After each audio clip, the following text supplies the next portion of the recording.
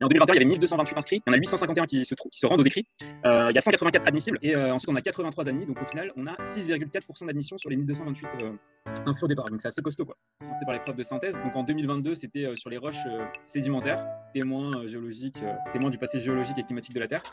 Admissibilité, oui c'est ça, je me suis préparé, ce qui est très important de faire, je trouve, hein, en tout cas ça a fonctionné pour moi, c'est de, pendant l'été, le plus tôt possible en tout cas, c'est de se constituer une base de copies, soit de meilleures copies, donc des collègues qui sont passés les années précédentes, et même en fait toutes les notes.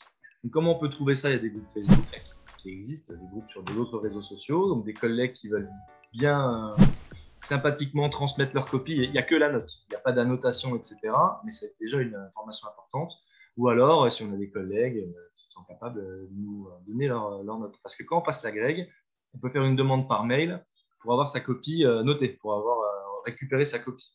Moi, j'en ai fait la demande pour en faire profiter certains de mes collègues. Et généralement, on reçoit ça en septembre. Là, je ne l'ai pas encore reçu. Donc, avoir une collection de sujets, de copies, très bonne, moyenne, même ratée. Hein. Ça, c'est très important parce que rien que de lire tout ça, ça va nous mettre un peu dans la peau du correcteur. On va déjà voir un petit peu ce qu'il faut faire, pas faire. Donc, on se constitue cette base-là et ensuite, on va regarder les rapports du jury sur les 3, 5, 7 années dernières, sur les conseils généraux. Et on se fait une fiche de tout ce qui revient en positif, en négatif. Très souvent, c'est les mêmes choses qui reviennent. Et c'est vraiment important d'arriver avec une colonne en tête, tout ce que le jury apprécie, tout ce que le jury n'apprécie pas. Ça, c'est vraiment notre base. Justement, il ne faut pas s'en écarter. Donc, moi, je suis parti de ça en août. Ensuite, eh bien, je suis parti sur réviser les programmes avec un savoir universitaire. J'ai commencé par la BCPST parce que c'est amplement suffisant pour les thèmes qui sont traités. Donc, ça permet de s'encourager aussi, de voir qu'on avance.